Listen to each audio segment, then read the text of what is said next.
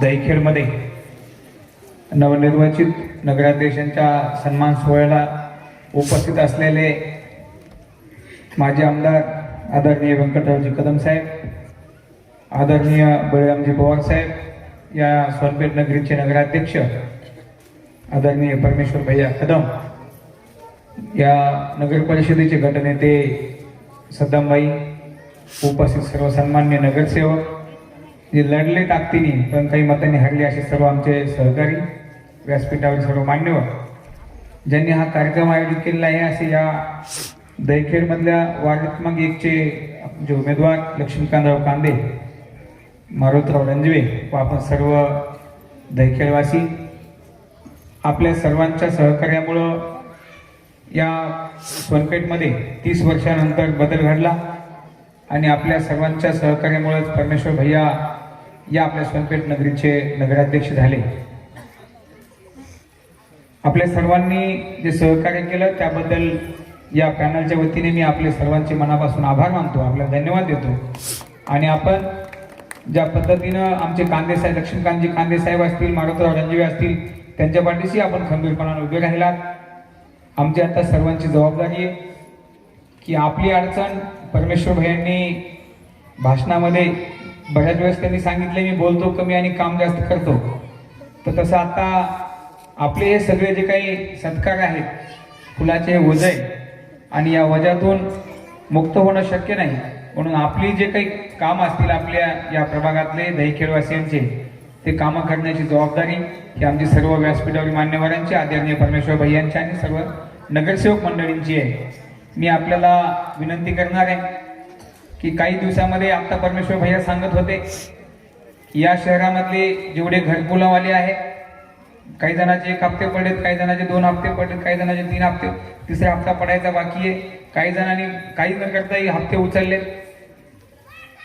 देशाचे पंतप्रधान श्रद्धेय नरेंद्रजी मोदी साहेबांनी प्रत्येकाला हक्काचं घर मिळालं पाहिजे आणि राज्याच्या मुख्यमंत्र्यांनी आदरणीय देवेंद्रजी फडणवीस साहेबांनी देवाभाऊंनी ही योजना सुरू केली. काही लोकांनी जणू काही जगातलं 9वं आश्चर्य सोनपेठमध्ये आम्ही 2900 घरं दिले म्हणून आनाभाका करत होते, छाती ठोकू सांगत होते. या शहरामध्ये 2900 घरं दिले. या भारत देशामध्ये संपूर्ण नगरपालिका आणि ग्रामपंचायतमध्ये अशी घरकुलांची कामं सुरू आहे. माझी आपल्याला विनंती आहे की आता आपले परमेश्वर भैया सांगत होते की 8-15 दिवसाच्या नंतर या शहरातले सर्व घरकुलवाल्यांना या ठिकाणी आपल्या नगरपालिकेत बोलवून अधिकारी संबंधित घरकुलाचे आणि परमेश्वर भैया नगरसेवक मंडळी या ठिकाणी पूर्ण जनता दरबाराच्या माध्यमातून या शहरातल्या घरकुलवाल्यांच्या विषयावर त्याची आपल्याशी चर्चा करणार आहेत. त्याच पद्धतीनं आपल्या सोनपेठ शहरामध्ये 220 महिलांची बचत गट केंद्र सरकारच्या आणि राज्य सरकारच्या योजनेच्या माध्यमातून चालतात. आपल्या दहीखेडमध्ये ती एक बचत गट आहे. इथं उपस्थित असलेल्या मायमाऊली काही कोणत्या ना कोणत्या बचत गटामध्ये सहभागी असतील. त्या बचत गटांच्या साठी ज्या काही केंद्र आणि राज्य सरकारच्या योजना आहेत, त्या फक्त गट सुरू केले आणि त्याच्यात पुढे अंमलबजावणीच्या बाबतीमध्ये कोणी दारात आलं तरच त्याला योजना द्यायची, ही जी या ठिकाणची स्कीम होती ती आता 100% बंद होऊन जी गट सक्षम आहेत त्या गटांशी चर्चा करून परमेश्वर भैया त्या गटांना पूरक व्यवसायासाठी आपल्या घरातून जे काही आपल्याला रोजगार निर्मिती करता येईल यासाठी केंद्र सरकारच्या, राज्य सरकारच्या, बँकेशी संबंधित जे योजना आहेत त्याच्यासाठी आपण महिलांची आता मायमौल्यांची मकर संक्रांत येणार आहे. मकर संक्रांत झाली की त्याच्या संदर्भामध्ये आपण एक चांगली बैठक परमेश्वर भैया आपल्या सर्वांची या ठिकाणी घेऊन आपल्या प्रत्येक कुटुंबाला, प्रत्येक घराला, वाडी वस्तीला, आपल्या या ठिकाणी वार्डाला, प्रत्येक वस्तीला सुखसोयी कशा मिळतील आणि कोणी घरून देणार नाहीत. आम्ही केंद्र आणि राज्य सरकारच्या योजना आहेत. नगर परिषद ही आपली फक्त एक दुवा आहे. म्हणून कोणाच्या दारात आमच्या न येता नगरपालिकेच्या माध्यमातून केंद्र आणि राज्य सरकारच्या योजना प्रत्येकाच्या घरापर्यंत नीट कशा पोहोचतील यासाठी आम्ही सर्वजण प्रामाणिक प्रयत्न करू. रस्ते, नाली, पाणी, स्वच्छता या विषयावर तर माननीय परमेश्वर भैयांनी पहिल्या दिवसापासून लक्ष घातलंय. आपल्याला हळूहळू त्यातही बदल दिसेल.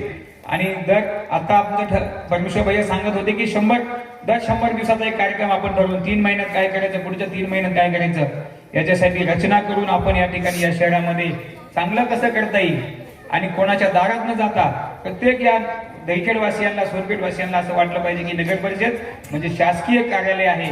या पद्धतीची रचना या ठिकाणी यापुढे निश्चितपणे अतिशय चांगल्या पद्धतीने होईल. या वार्डातले आपले लक्ष्मीकांतजी कांदे आणि मारुतीराव रणजीत जरी निवडणूक हरले असले तरी ते आमच्या पॅनलसाठी ते एक नगरसेवक आहेत. मी आपल्या सर्वांना विनंती करतो की परमेश्वर भैयांकडे जात असताना त्या दोघांनाही या ठिकाणी आपलं काम हक्काने सांगा. आदरणीय आमदार साहेबांचं या वार्डाशी अतिशय स्नेहाचा संबंध आहे. मी आपल्याला सांगायची गरज नाही, पण आपल्याला एवढीच विनंती करेल, आपण सांगितल्याशिवाय आम्हाला कळणार नाही. परमेश्वर भैयाला कळणार नाही, लक्ष्मीकांतजी कांदेला आरोग्याला कळणार नाही. त्यामुळे आपल्या अडचणी आपण निश्चितपणाने हक्काने सांगितल्या पाहिजेत. सांगितल्याशिवाय सोडवणूक होणार नाही.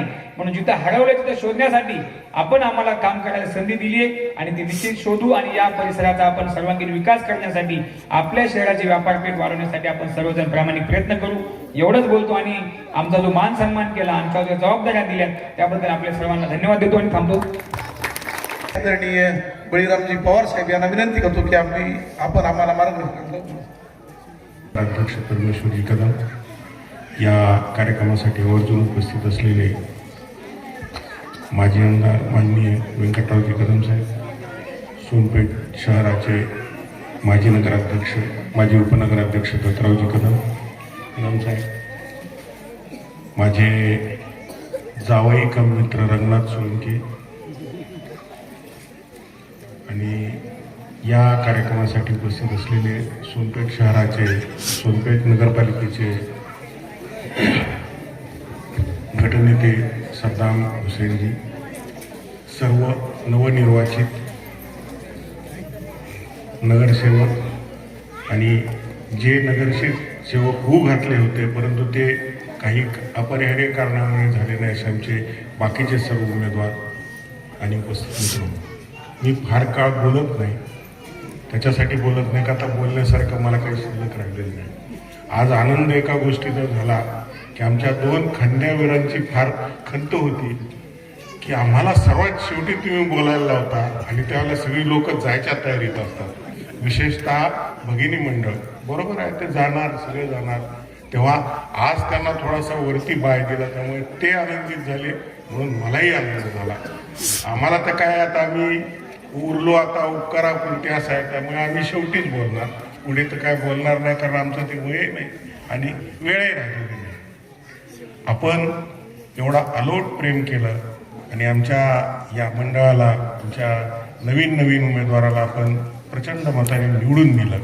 प्रचंड अशासाठी की 305 मतं ही हिमालयात चढण्या एवढीच होती, एवढं लक्षात घ्या. लढाई सोपी नव्हती. विशेषतः 2 ते 3 आठवड्यात तयारी करून नगरपालिका काबीज करण्याइतपत आमची तयारी नव्हती, पण मंडळी आमची उरली सुरली तयारी तुम्ही करून घेतली, त्याबद्दल मी आमच्या सगळ्या तरुण मित्रांच्या वतीने आपल्या सगळ्यांचे आभार मानतो. आता तुम्ही तुमचं काम केलं, आता आम्हाला आमचं काम करणं बाकी आहे. आमची सर्व तरुण मंडळी, त्यांना नगरपालिकेतल्या कामाचा कमी अनुभव आहे. कमी अनुभव असला तरी ते कमी पडणार नाहीत एवढी मी तुम्हाला ग्वाही देतो. निश्चित काम करतील. इतके दिवस तुम्ही नगरपालिकेत जात होता, आता नगरपालिका तुमच्या दरवाज्यात येईल, तुम्हाला विचारेल की आपलं काय झालं की राहिलं. दर महिन्याला 2 महिन्याला प्रत्येक वार्डामध्ये येऊन लोकांची विचारपूस करण्यात येईल आणि विचारपूस केल्यावर त्या प्रश्नाची सोडवणूकही होईल. आता तुम्हाला लाईट लावली नाही, नाली साफ केली नाही, या कामासाठी नगराध्यक्ष साहेबापर्यंत जाता याची गरज राहणार नाही. ते आमच्या नगरसेवकांना मी सक्षम करू, त्यांनाच तुम्ही विचारा. ते पडले असले तरीही तुमचे ते नगरसेवक आहेत, त्यांच्याकडून आपण काम करून घ्या, ते निश्चित करतील. थोडासा लोकांना नगरपालिका समजून घ्यावी हा आमचा उद्देश आहे. आम्हाला इथे आम्ही काम करतो, त्याचबरोबर तुम्ही करून घेता. तुम्ही मालक आहात, हे शहर तुमच्यासाठी आहे, या योजना तुमच्यासाठी आहेत, त्या समजून घ्या. आणि दुसरी एक गोष्ट आपण करा, इथे ज्या काही योजना शासनाच्या आहेत त्या तुमच्या भल्यासाठी आहेत, त्याचा योग्य विनियोजन करा, वापर करा आणि त्याची फळं चाका. विनाकारण मिळालेली मदत ही बाकीच्या कामाला लावून त्याच्यामध्ये जुन्या काळात तुम्ही काय केलं असेल ते त्यावेळेच्या लोकांनी बाकीचे बघून घेतील, पण आलेली योजना ही नीट मार्गी लावा आणि त्याच्याची सगळी फळं तुम्ही घ्यावी, अशी माझी एवढीच एक अपेक्षा आपल्याकडनं आहे. राहता राहिला मुख्य प्रश्न आपल्याकडे शुद्ध पाण्याचा आहे. त्याच्यावरती आमचे नगराध्यक्ष काम करतायत. लवकरच त्याच्यात आत्ता जे तातडीने दुरुस्ती करता येतील किंवा काय करता येतील ते सगळं करून नगराध्यक्ष तुम्हाला तेही चालू करून देतील. पाणी आधी करू आणि बाकीच्या सोयीची जसं जसं वेळ चालेल त्याप्रमाणे आपण निश्चित करून घेऊ. आम्ही दिलेल्या वचनामधला कुठलंही काम मागे राहील असं होणार नाही. आम्ही करून दाखवू आणि जर केलं नाही तर पुन्हा तुमच्याकडे मत मागायला येणार नाही ही जाहीर होईल. काम करू आणि केल्यानंतर काही अडचणी असेल तुम्हाला सांगायला येईल, पण रिकामे येणार नाही किंवा आम्हाला 5-25 वर्ष राजकारण करायचं आहे, सत्ता करायची असंही नाही. आम्हाला फक्त काय होतं की एकदा हे लोकांसाठी चालू आहे, लोकांचं राज्य आहे, लोकांनीच चालवावं ही संकल्पना सोपपेठ शहराला दाखवायची होती. ती आम्ही केलेली आहे. आता आमच्या नव्या मंडळीकडनं काम करून घ्या. चुकत असतील तरी थोडं डोळसपणे बघा, त्यांना सांगा हे आपली चूक होते, दुरुस्त करून घ्या. हे निश्चितपणे आपलं काम करतील एवढी मी आपल्याला ग्वाही देतो. आपण सगळे एवढ्या मोठ्या संख्येने इथे आल्यानंतर आमच्या सगळ्यांचा सत्कार केला त्याबद्दल मी माझ्या आणि माझ्या कुटुंबियांच्या वतीने आपल्या सर्वांचे आभार मानतो. बोलवल्याबद्दल पुन्हा एकदा आभार. धन्यवाद. धन्यवाद साहेब. या ठिकाणी आपल्याला आपल्या लाडके माजी आमदार आदरणीय कदम साहेब यांना विनंती करतो की आपण आम्हाला या ठिकाणी मोलाचं मार्गदर्शन करावं. आदरणीय कदम साहेब.